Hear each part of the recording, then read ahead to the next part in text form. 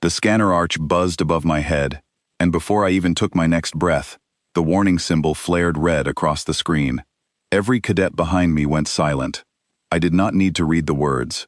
I already knew what they said, because I had seen this warning before, back on the transport ship, back at the border checkpoint, back everywhere a human walked through one of these machines. Earthborn. Caution. Limited data. Handle with Protocol 9. I kept walking. There was no point standing still and staring at a warning meant for people who did not understand me yet. The Academy Hall smelled like hot metal and something sharp, almost like citrus, which I later learned came from the cleaning gas the Petari engineers used in the vents. Cadets from a dozen worlds moved around me, tall ones, thin ones with skin that shimmered faintly under the light strips. I was the only human in the room, and for the first time since I had arrived 3 months earlier, I felt every single eye turn toward me at once. A Vey cadet standing near the wall leaned toward her friend. Her crest feathers, usually raised and proud, flattened against her skull, which I had learned meant she was uneasy. "That is a strange reading," she whispered, though not quietly enough. "I thought humans were already documented in the fleet database." "Documented does not mean understood," her friend answered. "There is a difference." I did not correct them. I had learned months ago that trying to explain humanity to people who had never seen one of us move fast was like trying to describe fire to someone who had only ever felt warm water. You could talk all day, they would nod, and then they would file you away under the word anomaly, to be revisited later, once there was more data. Today, it seemed, they were about to get more data. The combat wing was already full when I walked in, benches lined against curved metal walls, the training floor polished so smooth it reflected the lights above like still water. Instructor Kale Resk stood at the center of it, hands folded behind his back, spine straight in that unnervingly precise way his species always carried themselves. The Kassavar were built for one purpose above all others, and that purpose was speed.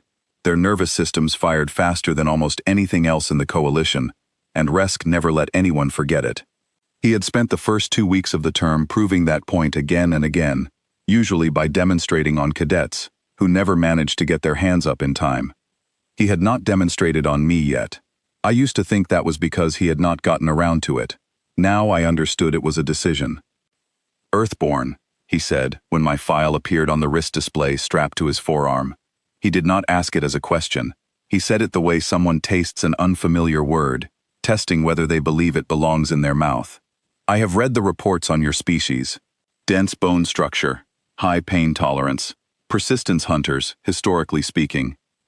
A few cadets laughed quietly at the word historically, as though my entire species were a museum piece, something quaint that used to chase animals across open land, and now mostly sat behind desks.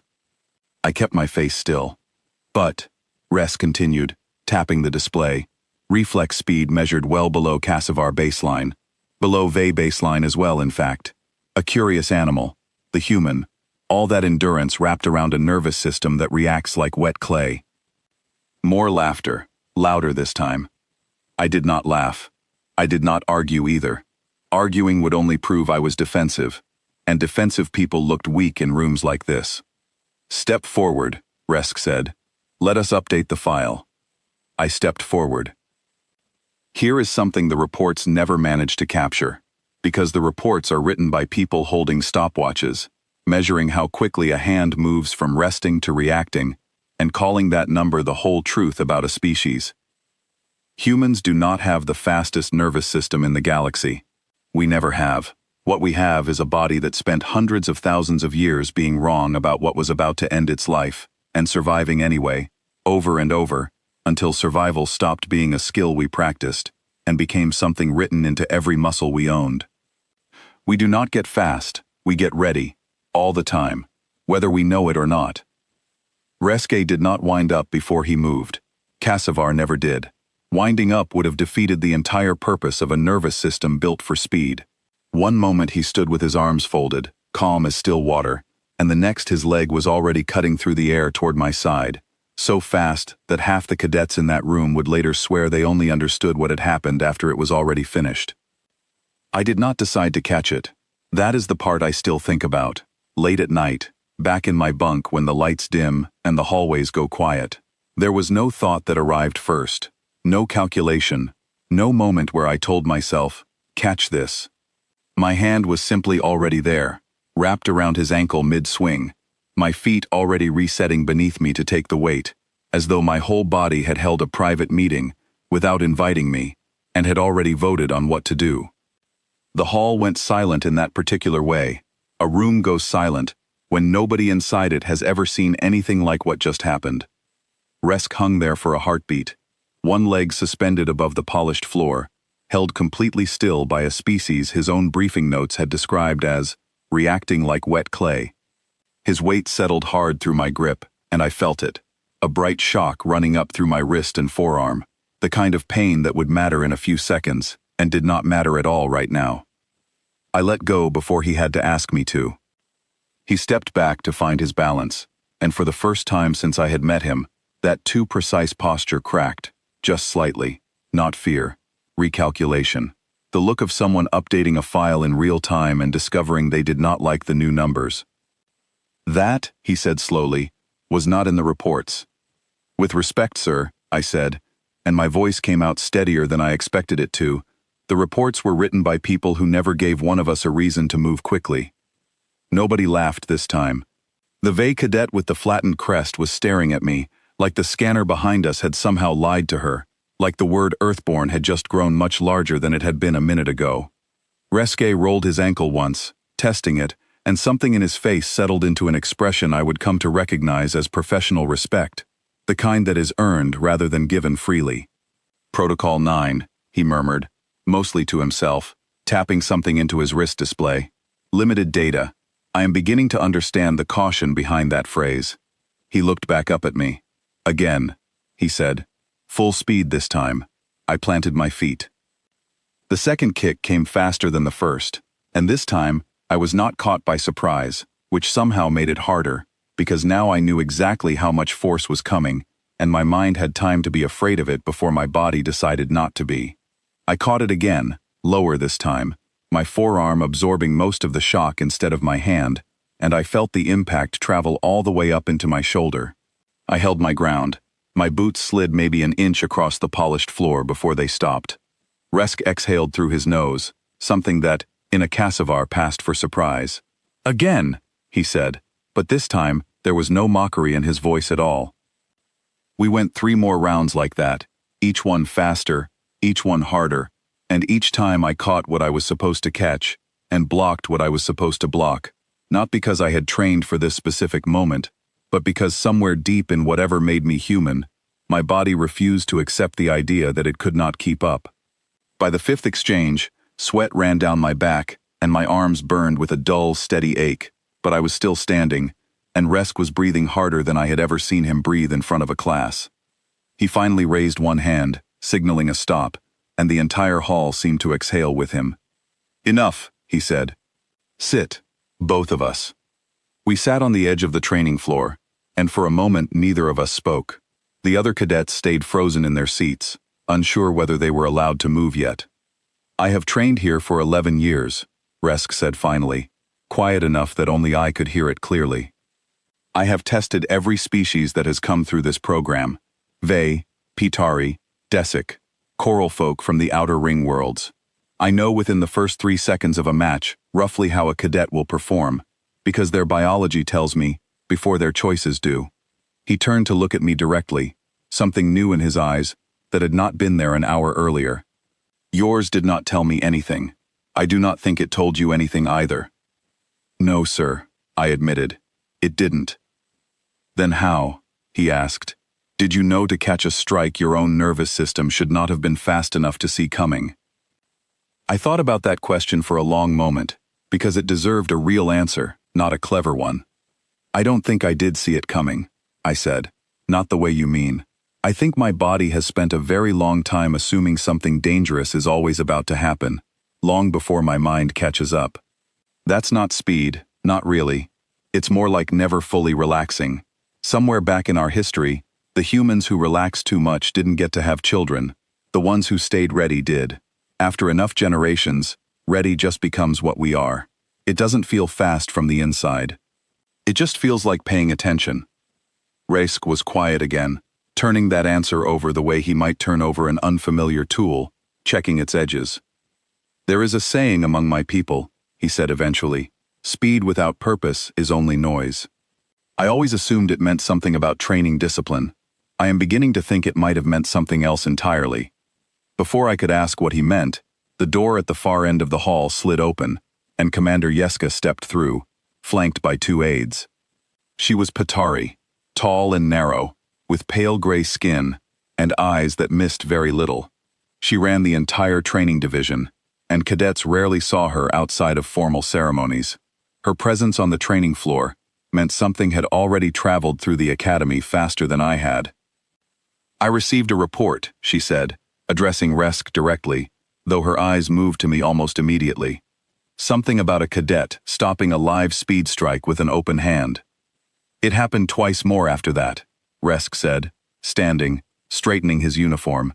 5 times total, each at increasing speed. Commander Yeska studied me for a long moment, the kind of look that felt like being measured against a standard I did not know existed. Name, she said. Nora Elwood, ma'am, I answered, standing as well. Elwood, she repeated, as though committing it to permanent memory. Your species arrived in this coalition less than a decade ago. We have perhaps 400 humans currently serving across the entire fleet, most of them assigned to logistics and medical divisions. Very few have entered combat training. Fewer still have performed the way Instructor Resk is describing. She paused. I want to know why.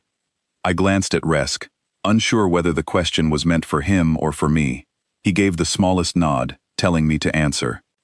I think, I said carefully, it's because nobody has ever really tested one of us properly before. Most people look at our numbers, see that we're slower than half the species in this room, and stop looking any further. But speed isn't the only thing that decides a fight. My people spent a very long time surviving on planet that tried very hard to kill us in 1,000 different ways, long before we ever built a single starship. We didn't survive because we were the fastest animal in the field. We survived because we never stopped being ready, and because even when we were afraid, our bodies kept moving anyway. Commander Yeska's expression did not change, but something behind her eyes seemed to shift, the way water shifts just before it begins to move. That is a poetic way of describing a biological adaptation, she said. Maybe, I said, but it's still true. A faint sound came from her throat that I would later learn was something close to a laugh, though it barely resembled one. Instructor Resk, she said, turning to him. I want a full evaluation filed by tomorrow morning. Reflex data, pain response, recovery time between exchanges. Everything Protocol 9 requires and more. Understood, Commander, Resk said. She turned back to me one final time. Cadet Elwood, you have made an impression today. Do not let it become the only impression you make. A single moment of surprise is interesting. Consistency is what earns respect in this academy.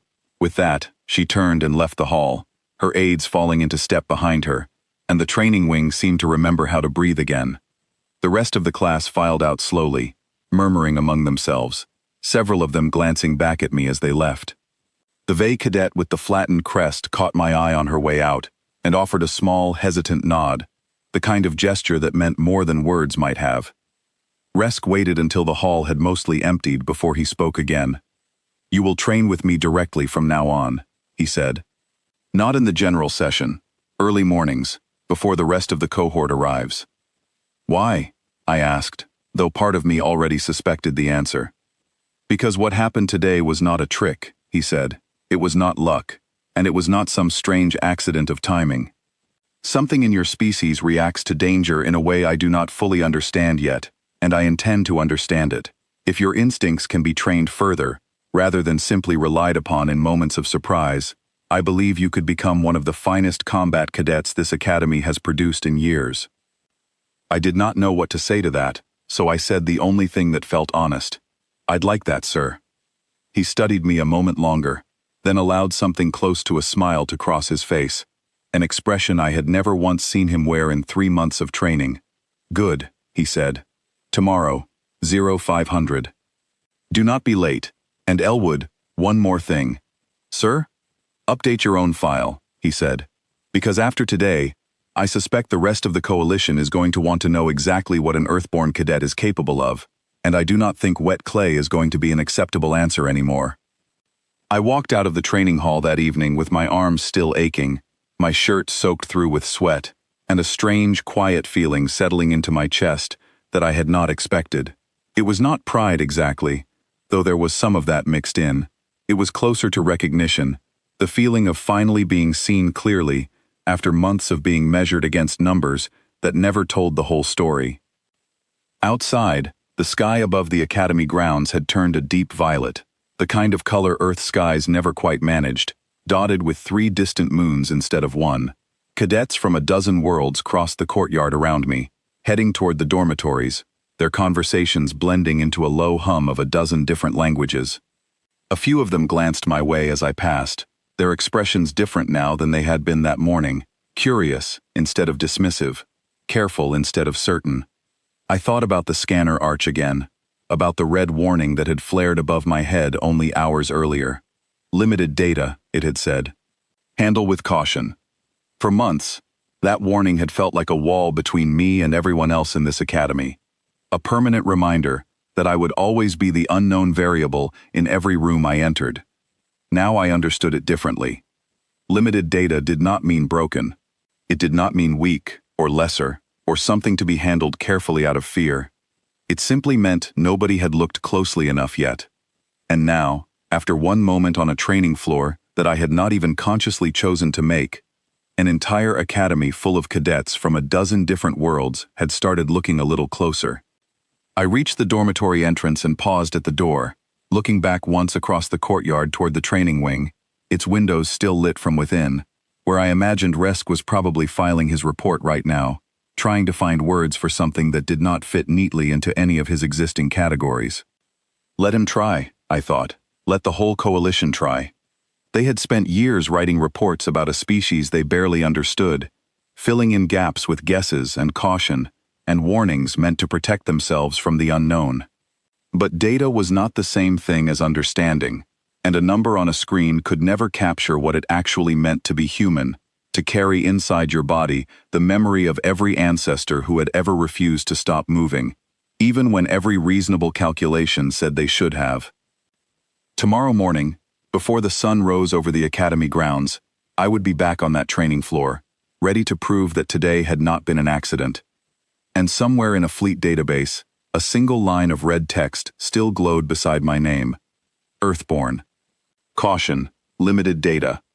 I smiled at that, alone in the quiet of the courtyard, 3 strange moons rising slowly overhead. Let them stay cautious. Let them keep gathering their data. I intended to give them plenty more to write down,